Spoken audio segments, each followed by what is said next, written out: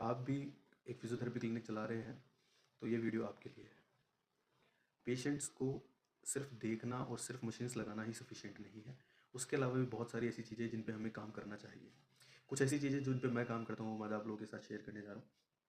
सबसे पहली चीज़ तो ये कि एक आपको कंसल्टेशन प्रॉपर करनी चाहिए। कंसल्टेशन प्रॉपर का मतलब ये है कि जब भी आपके पास पेशेंट आ रहा है तब आप उसकी पूरी बीमारी, पूरी हिस्ट्री सुने और समझें। जब आप पेशेंट की प्रॉपर हिस्ट्री सुनते हैं उसके जस्ट बाद आप उसको प्रॉपर डायग्नोस करें।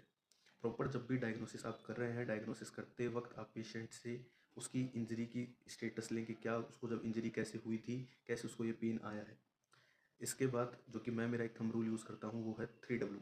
3W रूल का मतलब ये है कि आप कि पेशेंट को ये कैसे हुआ है, कितना समय इसको लगेगा और क्या उसको करना पड़ेगा।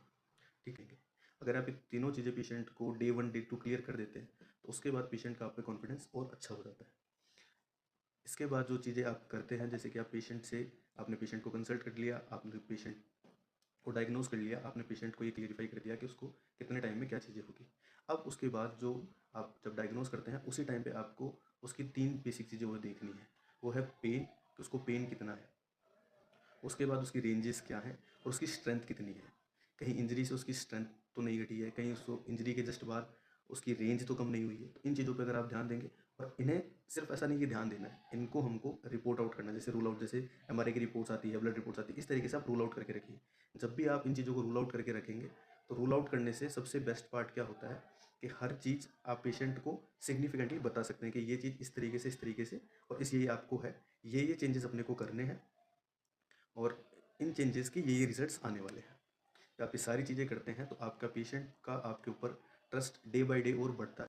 जो फिफ्थ और जो सबसे बेसिक मैं वो चीज़ मानता हूँ कि पेशेंट काफ़ी जल्दी डिमोटिवेट हो जाते हैं।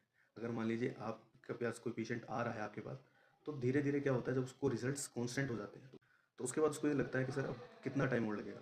अभी कितना टाइम और लगेगा, इसके अंदर आपका जो सबसे बेसिक रूल काम करता है वो है मोटिवेशन। आप पेशेंट को कितना मोटिवेट रख पाते हैं, आप पेशेंट को कितना मोटिवेट कर देते हैं। पेशेंट मोटिवेशन के लिए बहुत सिंपल सा रूल है कि आपने उसको अपनी पास्ट रिकवरीज जो भी है, जो इतना उसने रिकवर किया है, वो आप उसको बताते रहें। आप उसको उसके अचीवमेंट्स बताते रहें। जब आप अचीवमेंट्स बताएंगे तो अपने आप उसको लगेगा कि मैंने इतना कवर किया है तो मैं और आगे कवर कर जाऊँगा। पेशेंट्स हमारे लिए सिर्फ और सिर्फ एक अर्निंग का सोर्स नहीं है। इस बात को हम सबको सीखनी भी चाहिए और समझनी भी चाहिए। अगर हमने अपने पेशेंट को 100% ट्रीटमेंट दिया है तो 110% उसके रिजल्ट्स आएंगे ही आएंगे। धन्यवाद। अगर ये वीडियो आपको समझ में आई हो तो इस वीडियो को लाइक कर दीजिएगा, वीडियो को अपने फिजियो फ्रेंड्स के साथ शेयर कर दीजिएगा। मिलते हैं कल एक और नई वीडियो के साथ।